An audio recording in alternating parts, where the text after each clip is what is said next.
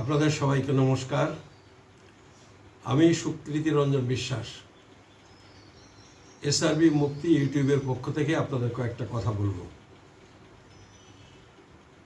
আপনারা খবরের কাগজেও পড়েছেন, টিভিতেও আপনারা আলোচনা শুনেছেন। সেখানে মমতা ঠাকুর ঠাকুরবাড়ির গৃহবধূ এবং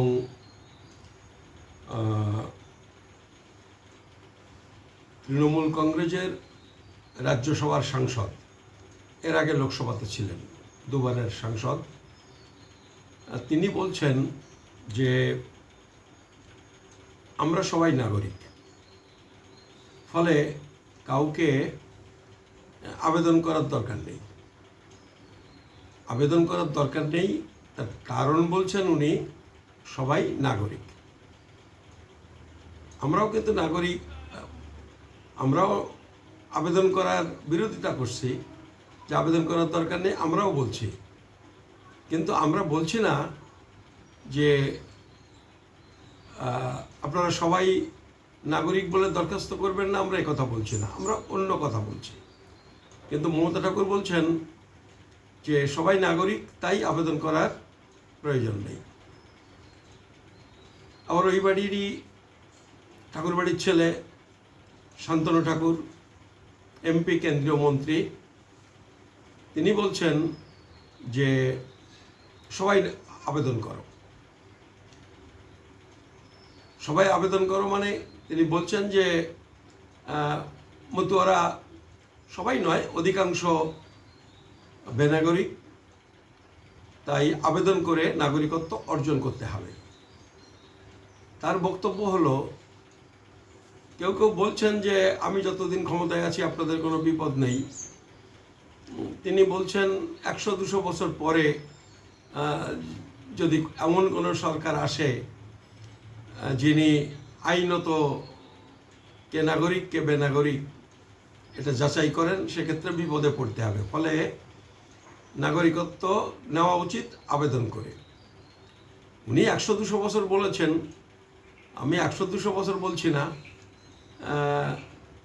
5-10 বছরের মধ্যেও এমন গভর্নমেন্ট এসে যেতে পারে যিনি হয়তো বলবেন যে আইন অনুযায়ী আপনি নাগরিক কিনা। তারও আগে হতে পারে, এনআরসি প্রক্রিয়া শুরু হলেই এই প্রশ্নটাই হয়তো আসবে। ফলে আইনত নাগরিক কি নাগরিক না, এইটা একটা বড় প্রশ্ন। এবং সেখানে শান্তনু ঠাকুর যেটা বলছেন সেটা নিয়ে অনেকে অনেক রকম কথা বলছেন ঠিকই, কিন্তু আমার মনে হয় এই প্রশ্নে শান্তনু ঠাকুর বেঠিক কিছু বলছেন না। যদিও এক্ষেত্রে আমরা শান্তনু ঠাকুরের সাথে আমাদের মতপার্থক্য হলো, উনি বলছেন যে আবেদন করলে নাগরিকত্ব পাওয়া যাবে বা সবাই নাগরিক হয়ে যাবে। আমরা সেক্ষেত্রে বলছি যে নাগরিকত্ব নেওয়া দরকার, তাদের নাগরিকত্ব দেওয়া দরকার, এইটাতে আমরা শান্তনু ঠাকুরের সাথে একমত। কিন্তু শান্তনু ঠাকুরের সাথে আমার দ্বিমত যে আবেদন করলে নাগরিকত্ব মিলবে, বিজেপি নাগরিকত্ব দেবে, আমরা এই বক্তব্যের সাথে একমত নই। তাহলে আমরা মমতা ঠাকুরের সাথেও একমত নই, আমরা শান্তনু ঠাকুরের সাথেও একমত নই। যেটুকু একমত সেটুকু আমরা বললাম। এখন প্রশ্ন হলো, আপনারা কি মনে করেন? আপনারা কি মনে করছেন শান্তনু ঠাকুর যেটা বলছে সেটা ঠিক, না আপনারা মনে করছেন মমতা ঠাকুর যেটা বলছেন সেইটা ঠিক? এই মমতা ঠাকুর মানে মমতা বন্দ্যোপাধ্যায়, তৃণমূল কংগ্রেস। এই শান্তনু মানে মোদি, বিজেপি। দুইজন তাদের নিজের কথা বলছেন না, তারা বলছেন পার্টির কথা। আবার দেখবেন বেশ একটা রসালো আলোচনা যে শান্তনু ঠাকুর নাগরিক কিনা। ঠাকুরবাড়ির মতুয়া বাড়ির ছেলে বলে এইটা একটু আলাদা করে আলোচনার বিষয়বস্তু হয়ে যায়, হাসাহাসির বিষয় হয়ে যায়। কিন্তু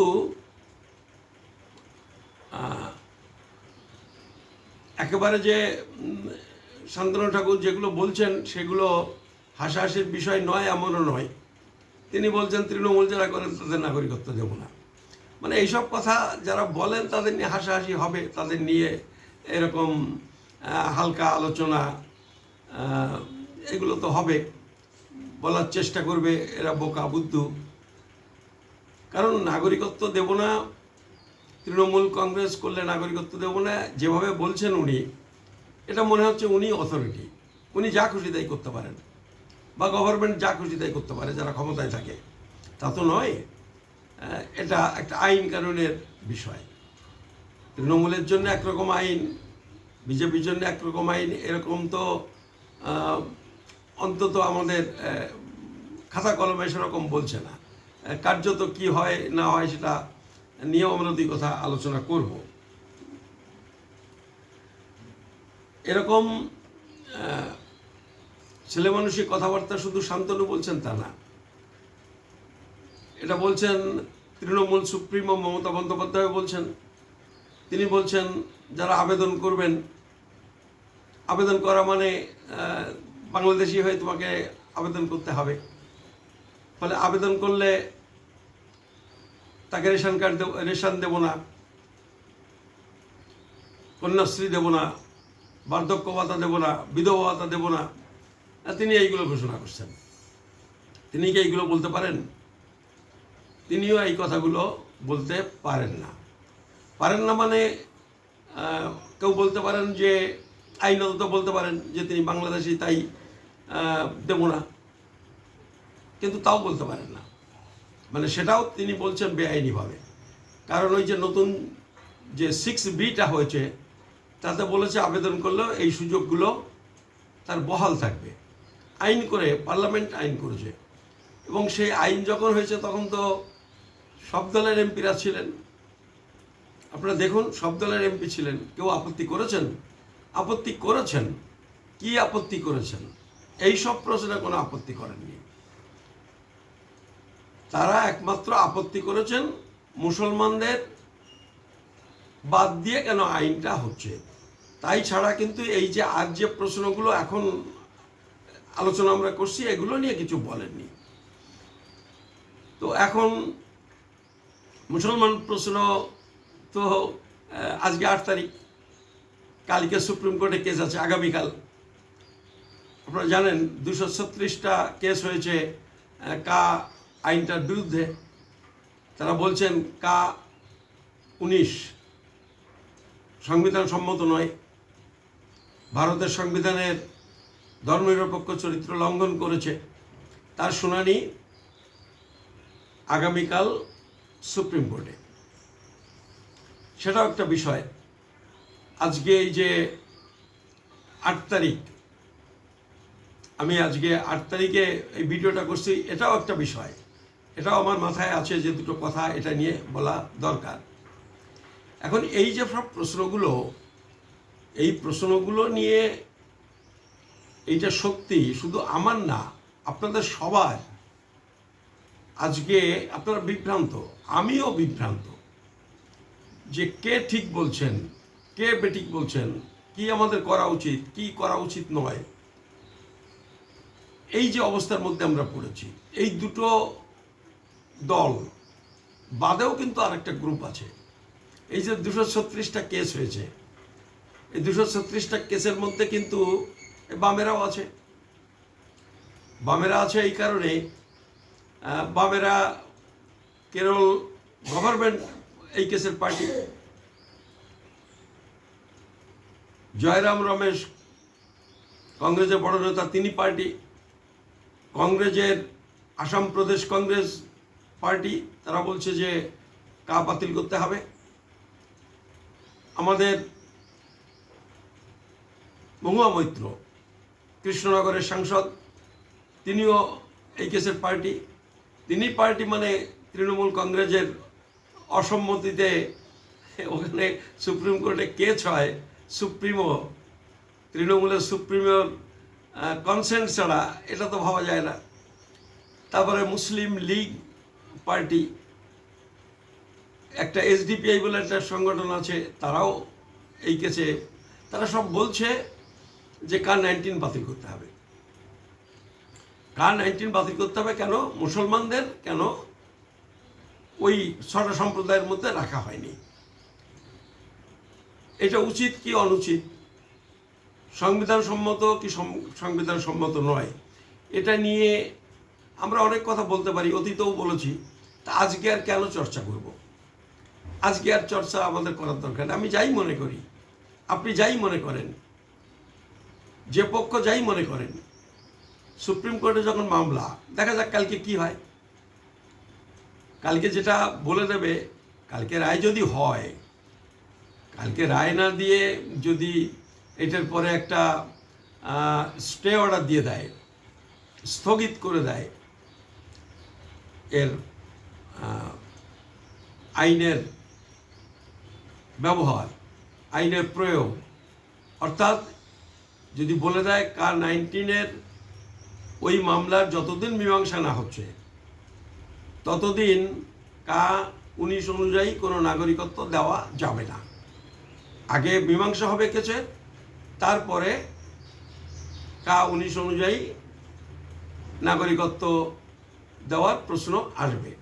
পাবেন কি পাবেন না সে প্রশ্ন আগে, কারণ 19-এর প্রয়োগ নিষিদ্ধ যদি করে দেয় যে আপাতত স্থগিত, প্রয়োগ হবে না যতদিন সুপ্রিম কোর্টে কেসের মীমাংসা না হয়, সেটা 20 বছর লাগতে পারে। কিন্তু আমার প্রশ্ন হলো যে আমি ধরে নিচ্ছি যে আগে তো দুই ঠাকুরের কথা আমরা শুনলাম, মমতা ঠাকুর আর শান্তনু ঠাকুর। এখন তার বাইরে এই যে দলগুলো যারা আছে, তারাও এর মধ্যে আছে। ওই যে মমতা, মহুয়া মৈত্র আছে।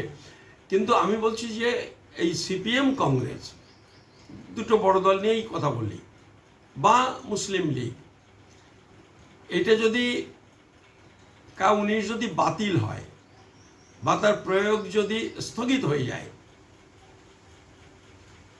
তাহলে মুসলমান প্রশ্নটা আপাতত মিটল বা চাপা থাকলো। উদ্বাস্তুদের নাগরিকত্বের প্রশ্ন কি হবে, এইটা বিরোধীরা ভেবেছেন কিনা? এই যে কংগ্রেস, সিপিএম যাদের কথা বলছি, তাহলে আজকে একটা টানাপোড়েন তো হচ্ছে। মতুয়ারা, উদ্বাস্তুরা শান্তনুর কথায়, মোদির কথায় ভরসা পাচ্ছেন না। বিশেষ করে রুলস বেরোবার পরে ওই যা বলেছে বাংলাদেশের 9টা ডকুমেন্ট দিতে হবে ইত্যাদি ইত্যাদি, যা বলেছে বাংলাদেশি হিসেবে আবেদন করতে হবে, কবে পাবো তার ঠিক নেই, এখনই আমাকে ডিক্লেয়ার করে দিতে হবে বাংলাদেশি, এটাতে তারা ভরসা পাচ্ছেন না। মমতা ঠাকুর বা মমতা বন্দ্যোপাধ্যায় বলছেন তোরা সবাই নাগরিক, রেশন কার্ড, ভোটার কার্ড থাকলে। সেইটাতেও উদ্বাস্তুরা, মতুয়ারা ভরসা পাচ্ছেন না, কারণ তাদের দৈনন্দিন জীবনের অভিজ্ঞতা এই ভোটার কার্ডকে নাগরিকত্ব প্রমাণপত্র হিসেবে মানে না। আমরা 2-4 দিন আগেও আলোচনা করেছি। এখন মমতা বন্দ্যোপাধ্যায়ের গভর্নমেন্ট বলছেন, চাকরির জন্য যে অ্যাডভার্টাইজমেন্ট করেছেন, বলছেন সংবিধান অনুযায়ী, আইন অনুযায়ী নাগরিক হতে হবে। তার মানে ভোটার কার্ড, আধার কার্ড থাকলে যে হবে না, একথা ওই অ্যাডভার্টাইজমেন্টে বলে দিয়েছে। এখন উদ্বাস্তুদের কি হবে? এই প্রশ্নটা যদি মীমাংসা না হয়, তাহলে আজকে এই যে বনগাঁ কেন্দ্র, তারপরে রানাঘাট কেন্দ্র, মতুয়া অধ্যুষিত এলাকা, এই মতুয়ারা কি করবেন? কাকে ভোট দেবেন? আমি অন্যান্য প্রশ্নগুলো বাদ দিচ্ছি। পার্টি তো শুধু লোকে এই একটা ইস্যুতে করে না, পার্টি করে নানান ইস্যুতে, বহু রাজনৈতিক ইস্যু আছে, কিন্তু আমি এই প্রশ্নে বলছি। আর এই প্রশ্নটা এমন একটা প্রশ্ন, উদ্বাস্তুদের কাছে, মতুয়াদের কাছে দুই দল বলবেন আমরা এই উন্নয়ন করেছি, ওই উন্নয়ন করেছি, অনেক কথা বলবেন। তা আমি যদি নাগরিকই না হই, মতুয়ারা যদি নাগরিকই না হয়, বিদেশি যদি হয়, এদেশে যদি বসবাস করার অধিকার না পায় বা বসবাস করলেও নাগরিক অধিকার যদি না পায়, তাহলে তো এইটা তার কাছে আর কোনো মূল্য থাকে না।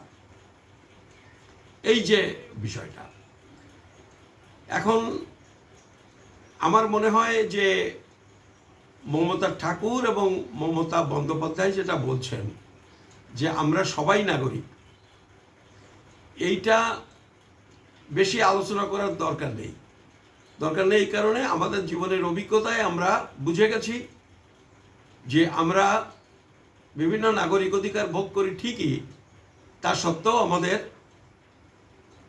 নাগরিকত্ব নিয়ে একটা প্রশ্নচিহ্ন থেকে গেছে।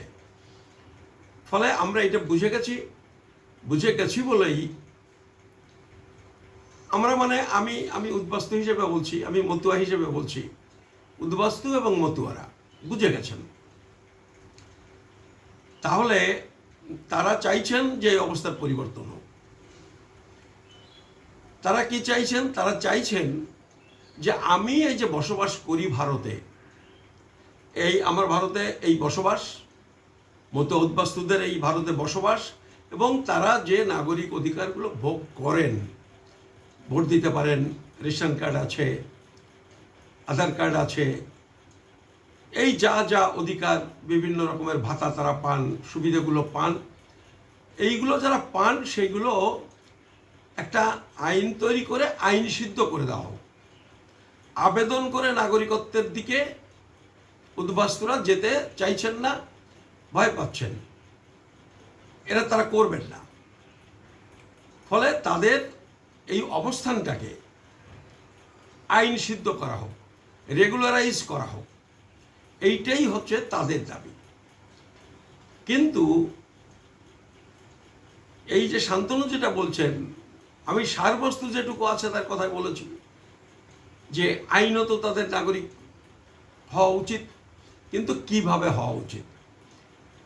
মধ্য উদ্বাস্তুরা চাইছে তাদের নাগরিক ঘোষণা করা হোক, আর বিজেপি বলছে তোমরা আবেদন করে নাগরিক হও। এই দুটোর মধ্যে যে ডিফারেন্সটা, এই ডিফারেন্সটা বুঝতে হবে, এবং এই ডিফারেন্সটাই হচ্ছে একটা সাংঘাতিক প্রশ্ন। কালকে কোর্টে কেসে হয়তো একটা প্রশ্ন উঠবে যে নাগরিকত্ব দেওয়ার জন্যে পোর্টাল তৈরি হয়ে গেছে, নাগরিকত্বের আবেদন চাওয়া হচ্ছে। কালকে দেখবেন যদি সুপ্রিম কোর্টে এই প্রশ্ন ওঠে যে পরিকাঠামো কি তৈরি হয়েছে গভর্নমেন্টের, অর্থাৎ জেলায় যে এম্পাওয়ার্ড কমিটি, সেই কমিটি কি তৈরি হয়েছে? কমিটি যদি তৈরি হয়ে থাকে, তার অফিস টফিস যেগুলো যা করার সেগুলো তৈরি হয়েছে, সেখানকার যে স্টাফ, পদাধিকারী এবং সহকারী, এই যে স্টাফ সেখানে লাগবে, সেটা কি তৈরি হয়েছে? এই প্রশ্নটা উঠবে। দেখবেন হয়তো উত্তর হবে নেগেটিভ, যে না হয়নি, জেলায়ও হয়নি, রাজ্যেও হয়নি, কেন্দ্রেও হয়নি। হয়তো আমি বলছি কালকে জবাবটা শুনলে আমরা নিশ্চিত হতে পারবো, কিন্তু আমার ধারণা এটা হয়নি। তাহলে পোর্টাল চালু হয়ে গেল, আবেদন চাওয়া হচ্ছে, সে আবেদন কাকে করব, কে দেখবে, কে সেটা ফাইল করবে, কে তার উপরে নাম্বার ফেলবে যে কতগুলো আবেদন পেলাম না, এইগুলো তৈরি হলো না। আবেদন চাওয়া হচ্ছে, তার মানেটা কি? এই মানেটা উদ্বাস্তুরা যেমন বোঝার চেষ্টা করবে, তেমনি শান্তনু এবং অসীম সরকার তাদেরও বুঝতে হবে যে এগুলো না করে এগুলো বলছে, তার মানে কি আসলে গভর্নমেন্ট বুঝেছে যে এভাবে নাগরিকত্ব হবে না, নাগরিকত্ব জন্য আবেদনও আসবে না, এইটা নিয়ে শুধু রাজনীতিটা করবেন, যে কারণে ওই অফিস আদালতগুলো পরিকাঠামো যা তৈরি করার সেই ব্যাপারে তারা সিরিয়াস অন্তত এখনো নয় বলেই আমি জানি।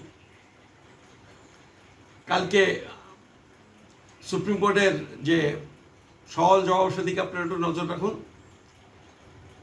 তাহলে আমি যেটুকু বলছি যে যেটুকু সারবস্তু আছে, যে আজ না হোক কাল এই নাগরিকত্ব আইনগত সমস্যা থাকলে, সংবিধানগত সমস্যা থাকলে উদ্বাস্তুরা বিপদে পড়তে পারেন। আমি আগের একটা ভিডিওতে বলেছি যে আমাদের চোখের সামনে যে রোহিঙ্গারা আছেন, এই রোহিঙ্গারা আছেন ওখানে, ওদের কিন্তু যে নাগরিকত্ব আইনটা হয়েছিল, যেমন 2003 সালে বিজেপি করেছে, ওইরকম ওরা করেছিল 1962 সালে।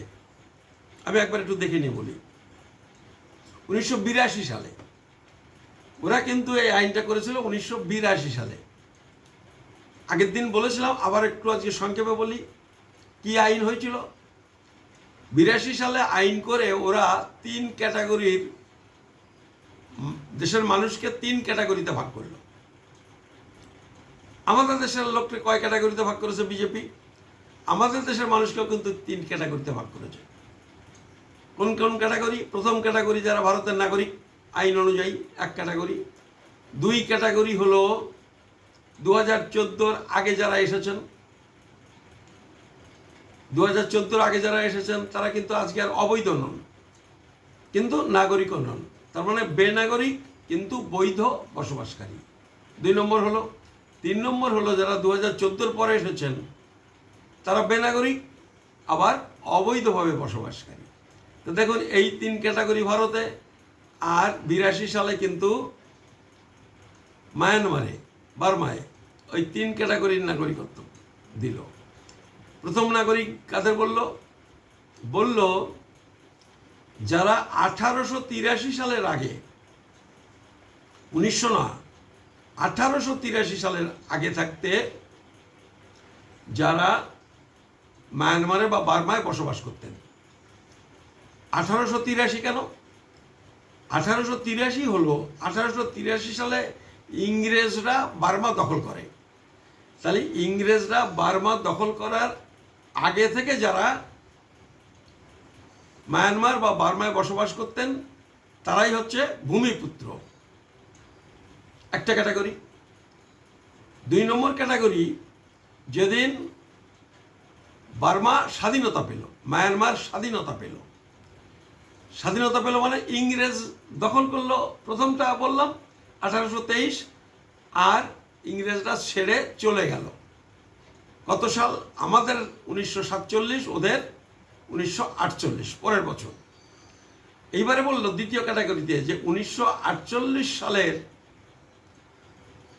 আগে থেকে যারা মায়ানমারে বসবাস করেন, মানে ইংরেজরা মায়ানমারে থাকাকালীন যারা বসবাস করেন এবং একই সঙ্গে যারা নাগরিকত্বের আবেদন করেছেন। 48 সালের আগে বসবাস করেন এবং নাগরিকত্বের আবেদন করেছেন, এরাই হচ্ছে দ্বিতীয় ক্যাটাগরি। এদের কি বলা হলো? এই ক্যাটাগরির নাম বলা হলো অ্যাসোসিয়েট নাগরিক, অ্যাসোসিয়েট সিটিজেন। আর 3 ক্যাটাগরিতে বলা হলো ইংরেজরা যাওয়ার আগে থেকে, মানে 1948 সালের আগে বসবাস করেন কিন্তু নাগরিকত্বের জন্যে আবেদন করেননি, বসবাস করেন কিন্তু করেননি, আর বসবাস করেন, নাগরিকত্ব আবেদন করেছেন। এই 3 রকমের ক্যাটাগরি ভাগ করলো। এই যে সাল যেটা বলছি, এই সাল অনুযায়ী যদি কাগজ দেখাতে হয় তাহলে কিন্তু কারোরই নেই। এইটা খুব মজার ব্যাপার। ওই যে 1823 সালের আগে বসবাস করে, তা 1823 সালের আগের কাগজ আছে? নেই, কারোরই কোনো কাগজ নেই, রোহিঙ্গাদেরও কাগজ নেই। কিন্তু দেশ থেকে বিতাড়িত হলো রোহিঙ্গারা। কি বোঝা গেল ব্যাপারটা? আমি ভারতের কথা আর মায়ানমারের তুলনা করলাম, এবার একটু আসামের তুলনা করি। আসামে কি হয়েছে? আসামে হয়েছে কাগজ দেখাতে হবে। 1971 সালের আগের বসবাসের কাগজ দেখাতে হবে। কাগজ নিজের না থাকলে ঠাকুরদার আছে, ঠাকুরদার থেকে আপনাকে বংশলতিকা, মানে ও আপনার ঠাকুরদা, তার 2 ছেলে 3 ছেলে মেয়ে, তার ছেলে মেয়ে, আপনি এই বংশলতিকা তৈরি করে জমা দিতে হবে। কিন্তু এই যা যা কাগজ দেখাতে হবে তার থেকে একটা অংশের মানুষকে রেহাই দেওয়া হলো, তাদের কাগজ দেখাবার প্রয়োজন নেই।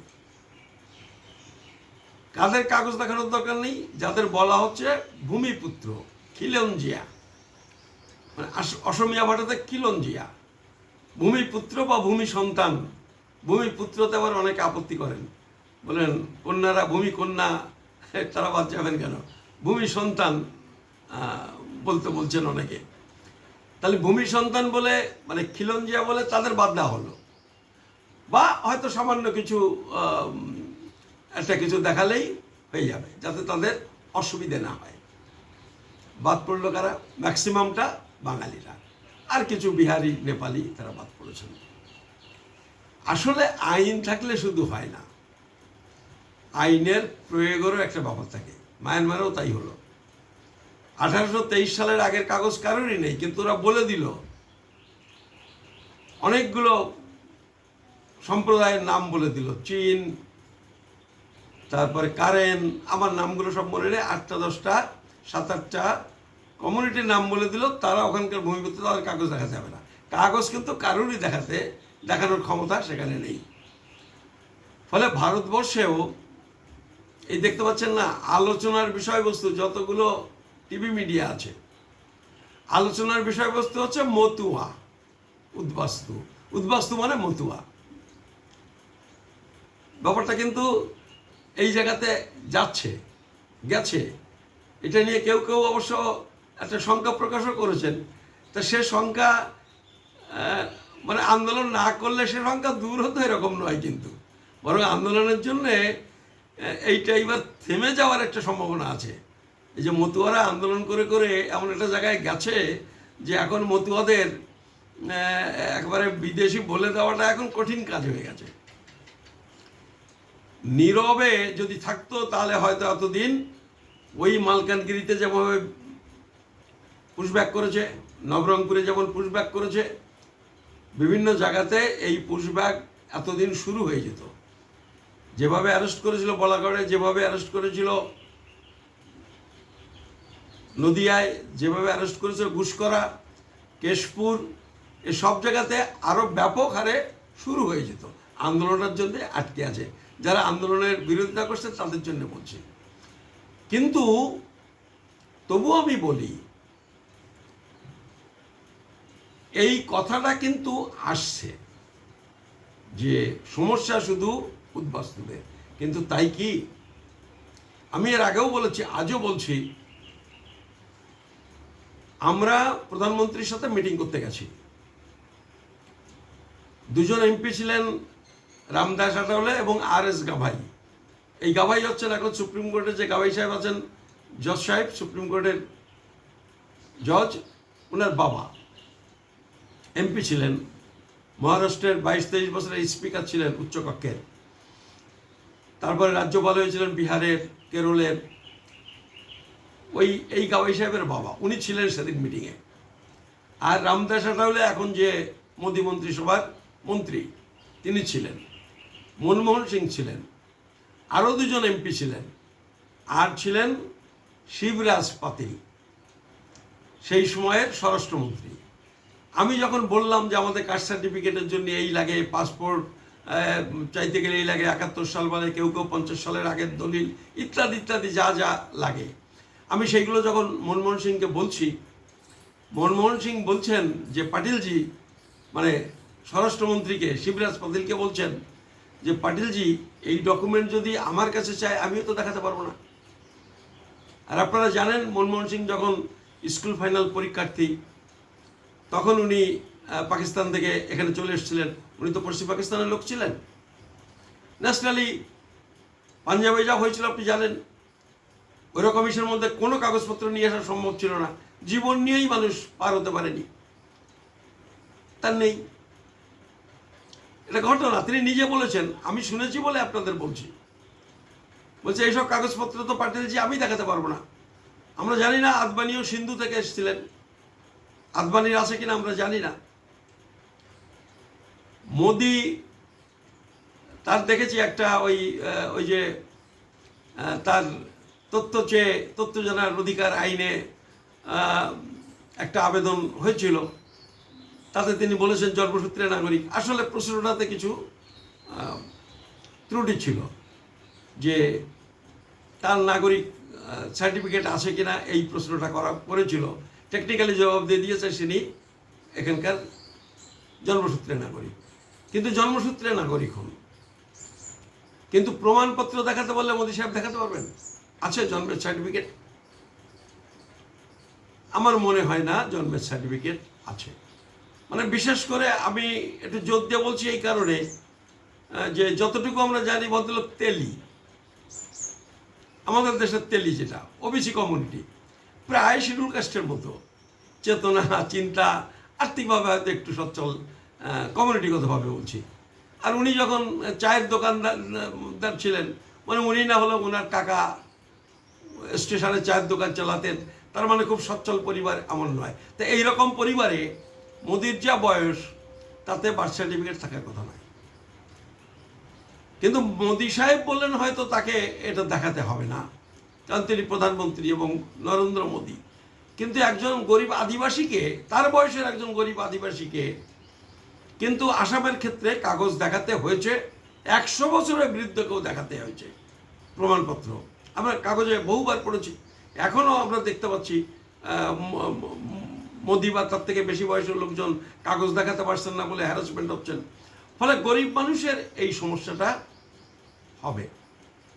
আমি এর আগে বলেছি, আমাকে অধীর চৌধুরী বলেছেন ছেলেবেলায় এসেছেন চট্টগ্রাম থেকে, তার কাগজ নেই,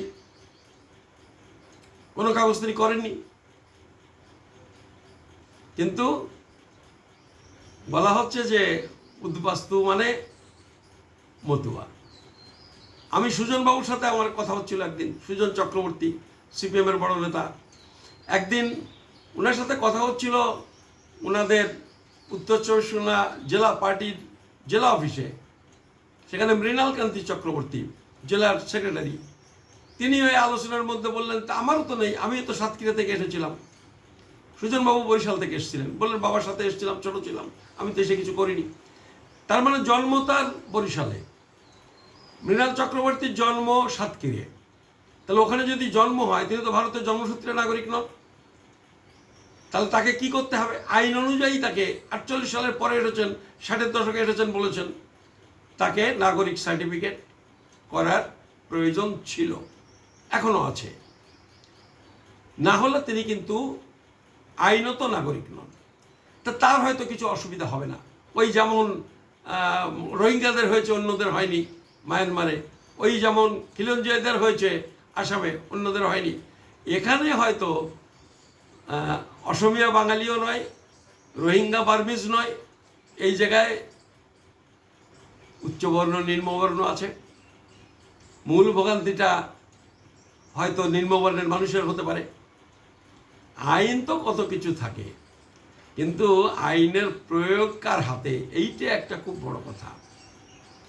ফলে টিভিতে দেখবেন আলোচনা হচ্ছে, টিভিতে ওই যারা আলোচনা হয়, আমি শ্রোতা দর্শকদের বলছি, নিয়ে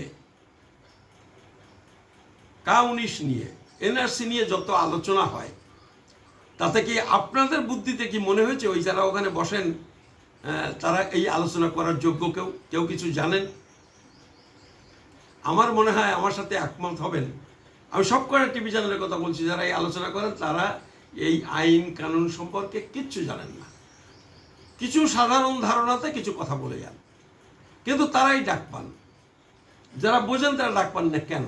এইটাই হচ্ছে সমাজ, এইটাই হচ্ছে সেই যে আমি বললাম যে কার সুবিধা হয় কার অসুবিধা হয়, কেউ অ্যাডভান্টেজ পান কে পান না, কে বিতাড়িত হন কে হন না। ফলে এই জায়গাতে এই সমস্যাটা কিন্তু একটা আছে। ফলে যাদের বিতাড়িত হওয়ার সমস্যা আছে তাদেরই তো লড়তে হবে, যাতে এরকম একটা ড্রাস্টিক অ্যাকশান তারা নিতে না পারে। ফলে আজকে আরও কিছু গুরুত্বপূর্ণ কথা বলার ইচ্ছে ছিল, কিন্তু দেখলাম অনেকটা লম্বা হয়ে গেছে। আমরা একটু অপেক্ষা করি কালকে সুপ্রিম কোর্টের কেস কি হয়, এবং তারপরে আমরা একটু রাজনৈতিক দলগুলোর ভূমিকা নিয়ে এবং তাদের করণীয় কি, আমরা কি চাই তাদের কাছ থেকে, এইসব বিষয় নিয়ে আমরা কিছু কথাবার্তা আগামীকাল আলোচনা করব। আপনাদের সবাইকে ধন্যবাদ। আজ এই পর্যন্ত। নমস্কার।